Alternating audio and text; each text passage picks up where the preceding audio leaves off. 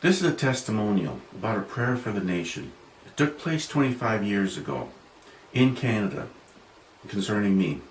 This is not about religion. It's a testimonial how prayers are answered. It's about encouragement.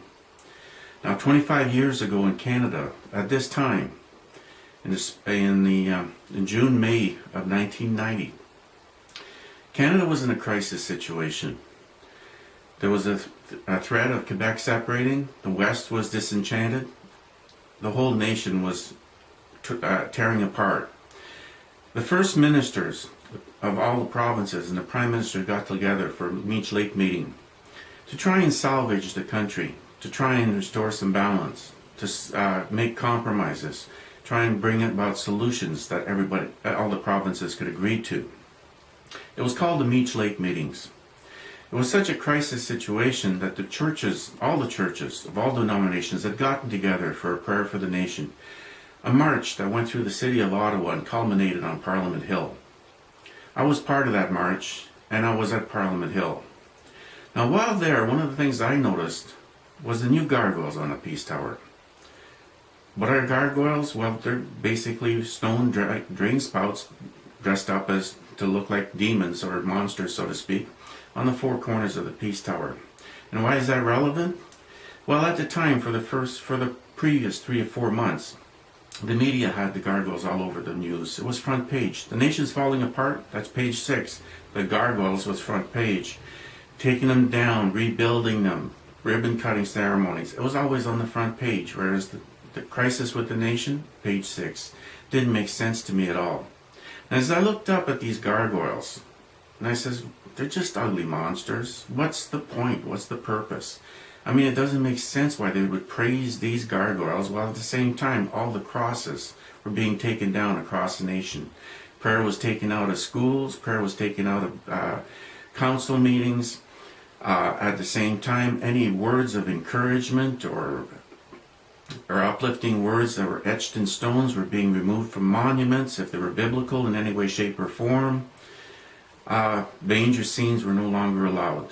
It didn't make sense that all these things were happening at the same time that gargoyles were being praised.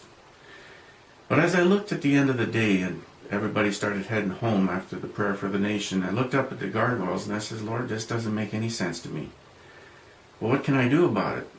I'm just a security guard. Business wasn't doing too well, and I was getting my primary income as a commissionaire, replacing other commissionaires that were going away on vacation. So that was on a Saturday, and I says, well, Lord, I says, we can't have gargoyles watching over our nation, but what can I do about it? That was on a Saturday. On Monday, I was posted to the conference center.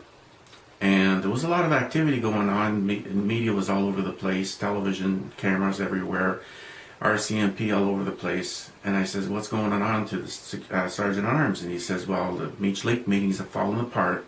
And they've moved them to the conference center at the last-ditch effort to try and salvage the meetings and restore the Constitution, so to speak.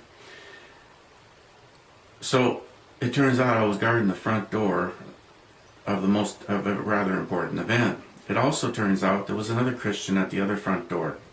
So really, spiritually speaking, no spiritual entity can enter into that room except through us, physically also. The Sergeant at Arms mentioned at the time he would go outside and come back in. He says, wow, there's thousands of people surrounding the conference center. There's a lot of anxiety, fear, anger. But at the same time, there was no violence. No violence at all. He says the same thing when he went into the meetings with the first ministers and the Prime Minister. He says they were just trying desperately to try and come up with a compromise, a solution. He says there was no foul language, no raising of voices, no anger of any kind. It was very peaceful. He couldn't believe it. He didn't understand it. Needless to say, in the end, it turned out that they decided not to decide. Media at the time says it didn't matter anyways, because under the new Constitution, the Supreme Court has all the power in our nation. So the Bible tells us to pray for the leaders of our nation, so I prayed for the Supreme Court. And lo and behold, when the 2 weeks at the conference center were up, where was I sent to? To the Supreme Court. I was made Sergeant at Arms at the Supreme Court because I was replacing the Sergeant at Arms at the Supreme Court. I was also at the Supreme Court at the time that Judge Dixon had just retired, and they were selecting a new judge, a permanent position that turned out to last 10 years. At the time that I was there, they were making a selection for the new judge. Needless to say, it was a pretty impressive time. After my 2 weeks at the Supreme Court as Sergeant at Arms, I was sent to directly in front of the Parliament buildings. It is there that I took this picture, part of the Parliament buildings. They're rather gothic pictures, as you can see. And most importantly, it was taken at night. As a matter of fact, if you look at the clock, it was 10 o'clock at night. It was a summer solstice. I believe it was on June the 21st, around that time. You just take a Nikon camera, an old Nikon camera, no digital. You didn't know how the picture turned out. You hold it shutter. I held the shutter down for a count of 3 or 4. I can't remember for sure, and hoped for the best. No flash allowed. And that's the picture that turned out. Didn't get it developed for 3 months later. When I did get it developed, I was shocked to see how gothic it was. But I was also surprised to see that darkness coming down over the Peace Tower. Sort of like a spiritual darkness to me, coming down over the Peace Tower, coming down over our nation. After my 2 weeks at in front of the Parliament buildings, I was posted to Emergency Preparedness Canada, where I was made watch officer, watching over the nation. Now, the watch officers are very much like the watchtower guys in the old biblical walled cities, so to speak, looking over, watching for enemies from without as well as enemies from within. Our job, though, was not so much about enemies as natural disasters, hurricanes, tornadoes, volcanoes, earthquakes.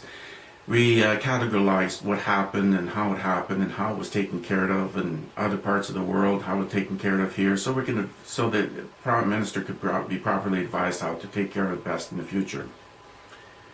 Needless to say, as I look back at the summer, I was recalled that prayer on Parliament Hill. Lord, we can't have gargoyles watching over our nation, but what can I do about it? The Lord says, I got to volunteer. And I ended up at the conference center watching over the Prime Minister and the First Ministers. Ended up at the Supreme Court watching over the Supreme Court judges. Ended up in front of the Parliament buildings watching over the Parliament.